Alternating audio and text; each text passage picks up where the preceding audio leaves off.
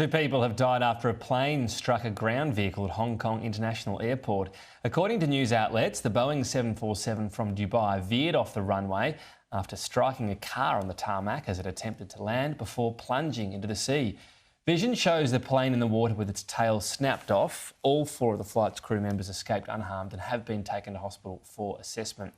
Joining me live is Sky News aviation expert Captain Byron Beily. Thank you for your time. What from you've read so far do you believe has happened here?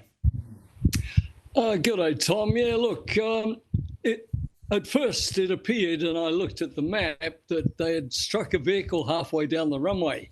But that later news appears that may not be the case. When you land one of these 300 plus big cargo aeroplanes, you're landing at about 270 kilometres an hour, and you need about 3,000 metres to stop. That's a 4,000 long metre runway, that northern runway. I've landed on it a few times. And once you touch down and the lift up deploys and the auto brakes come on, and then you have reverse thrust, you're committed. There's nothing you can do. You can't abort the landing. It's too late. And if you see a vehicle on the runway ahead of you, there's nothing you can do. But later news suggests that they lost control about halfway down the runway and veered off and went through a fence and hit a vehicle. What you do is you keep straight aerodynamically with rudder down to about 100 kilometres an hour towards the end of the landing roll, and then you switch to nose wheel steering. So something has happened. This is going to be very interesting. It appears when they switched over to nose wheel steering, where you steer it with a steering wheel with your left hand, like you would drive a car, that they appear to have lost control. I'm still waiting to see if there was a strong crosswind or something like that. But the crew, it was 3:50 in the morning, night flight from somewhere. They might have been fatigued. Really, there's a lot of factors that could have gone into this particular crash. So it's going to be very interesting. Okay, and this is just sort of recollection for me, but I feel as though we see a few more cargo planes in terms of things going wrong. Is it a weight issue? You mentioned the early hours, I suppose they normally fly at. Is that accurate, or is that just perception? No, that's accurate. These cargo planes tend to operate right through the night. Passengers don't like flying so much at night. But, yeah, cargo, these old 747s, once they retire, and it's a Turkish airline aircraft with the Turkish crew that was doing a cargo flight for Emirates.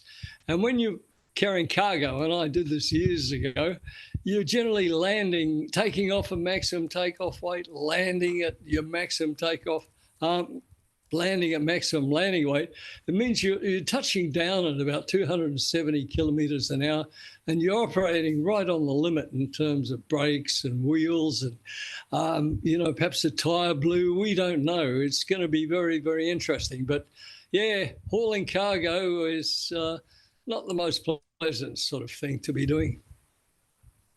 The other thing, and this is sort of an amateur talking to the expert, I always notice a lot of water around airports. I'm assuming that if the worst goes wrong, a plane at least stops in water. It doesn't go into an airport itself or the surrounding suburbs. Is that a requirement in some countries? Is that standard to have bodies of water around to, if the worst case scenario happens, to stop planes? No. I was flying in the old Kai Tak Hong Kong airport a lot in the wide-body Airbus, and I flew into this the new airport 27 years ago was open. Fantastic big airport, 2 parallel runways separated by several kilometres. Wonderful airport, and you just have off to the side water. It's just as a fact that it was built on an island. So, but the fact that you end up in the water is probably better than sort of hitting buildings or as other objects where you might just break up the aeroplane and catch fire. So it's sad that the ground crew or the people, 2 people in a car apparently might have been squashed by the aeroplane. My feeling at the moment is the crew lost control towards the end of the landing roll because the map shows they veered off halfway down the 4,000 metre long runway.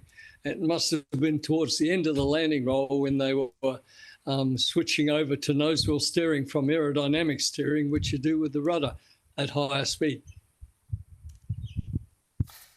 Yeah, no, it's a good point around, sad ending it appears for those two that were on the runway. Byron, Beily, appreciate your time today. Thank you. Anytime, Tom. Thank you.